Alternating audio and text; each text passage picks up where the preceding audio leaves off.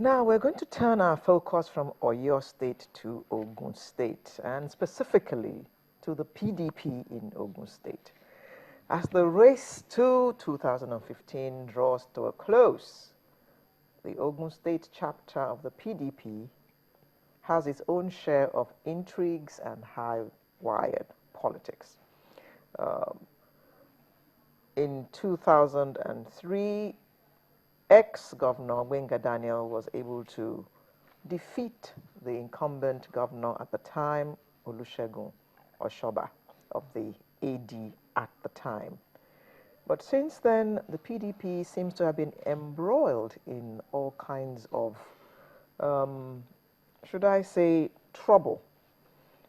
And this is also rearing its head as we go into the 2015 elections. We have in the studio the Ogun State PDP Governorship candidate, Mr. Gboyega Isiaka. Good morning and welcome to Sunrise. Good morning, and good morning, viewers at home. What exactly is going on in Ogun, in your party? Well, you try to put it in the description, in the intro rather, except that the situation, is not as serious. Not as serious? Yes. Okay. We're glad to hear that. Definitely not. Okay, definitely good. there are issues. And then this started in 2010-2011 election, where we had the primary. It was two primaries, two candidates, and the faction left for another party, and then we went into the election. Of course, that gave the room for the victory of the incumbent governor now. But since then, there have been a lot of attempts to get reconciliation done, and this culminated in the unity rally that we had in October 2014. Then after that, we went into the primaries. Of course, in all primaries, everywhere, there are issues. But the truth of the matter is that what we have now is not anywhere near the challenges that we had in 2011. We had a meeting yesterday, and quoting the party chairman, he said that, look, with all what people that we have here today, we can clearly say that we're almost 90% getting ourselves back to the way we were pre-2011. Do you know, Mr. Isiaka, you haven't really told us what the issues are. What are the issues that are causing this lack of unity in the party in Ogun State? It's not really in Ogun State. It's all about power game. It's all about the quest for power. Is somebody disenchanted because they lost in the primaries? I mean, what is causing the problem? In 2011, because this whole thing started in 2011. It was about control of the party structure. Okay. It was about control of the party structure. There emerged two chairmanship candidates. Two chairmen of the party. One being led by one person, another being led by a person. The two of them had primaries. All right. So we ended up having two candidates, and then the court pronounced one of them. Ended up losing the election? Exactly. We got pronounced one of them. And so it's all about control of party structure in 2011. So what I'm saying is that these are the things that we have been trying to correct and manage and reconcile. And that has been going on. And that as we speak, this has been largely, of course, in 2014, again, we also had the primaries.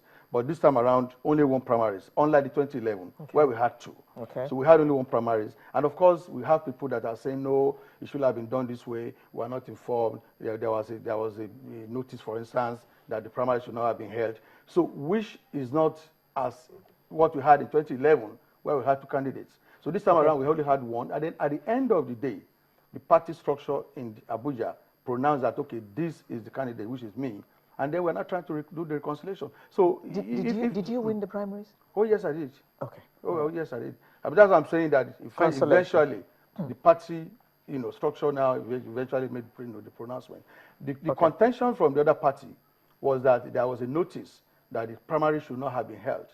Okay. That was the contention. It's not about whether I won or I didn't win. Okay. It was a contention that there was a notice that the primary should not have been held. Okay. And we said that, look, that came very late after the primary has been done.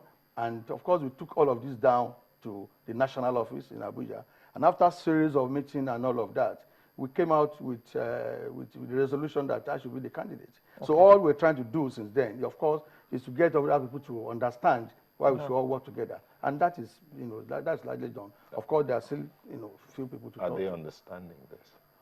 Largely. Quite a number of people. We've been trying to talk to ourselves. We've been trying to see for everybody to see reason why we should work together more this time around, and they're understanding it. Okay. Of course, we still have a few people to talk to. What zone of Ogun are you from? I'm from Ogun West. Ogun West. Yes. Okay, I understand that there's Ijebu, there's Remo, there's Egba, and then there's Yewa. Yes, Yewa Awori actually. Yewa Awori. Which is where you are from. Yes. And Yewa Awori has never produced a governor. Correct. So, are you hoping that that might help your cause in this coming elections? Oh, definitely so. Definitely so. There is the quest and the yearning from that part of the state is huge. So I'm hoping, I believe, not just hoping, I believe strongly that I'm going to take a lot of advantage from that, and also from. I ran for the election in 2011, and because of that, I have, I'm known all over. So I had the popularity across the state, of course.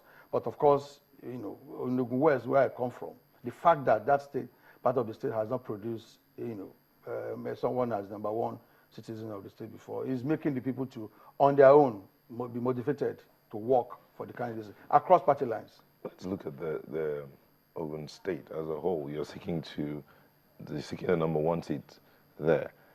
Why should the people of Ogun State give you a chance? I mean, considering the fact that they say that your party was there before and nothing happened, no development. So why should they give you a chance? I'll be going around the state. The people that will be saying that definitely not the Ogun State people in and across the state. I'll be going around the state, and what we have been hearing and what I know is that the PDP government of Ogun State in 2003, 2011 did very well, far above what we are having now, across sectors and across. Did you say far above? Yes. So when we say that people are saying they didn't do anything, I think that is wrong. There is no sector of the state that you touch. Is it education? Is it health? Is it economic development? Which there's no sector of the state that you touch that the government of PDP in 2003, 2011 has not done better. The only area that anybody will want to talk to, and I'm sure you probably want to talk about, is about the road and the construction and all of that is going on in the state. But people have seen beyond that. People have seen beyond that in terms of the cost of this project, cost as in the direct cost of the project on the people. Then also in terms of even the economic loss, other areas of the state of the state, the spheres of life of the state that are neglected, total neglect, as a result of this concentration on road in few locations in the state. So the real people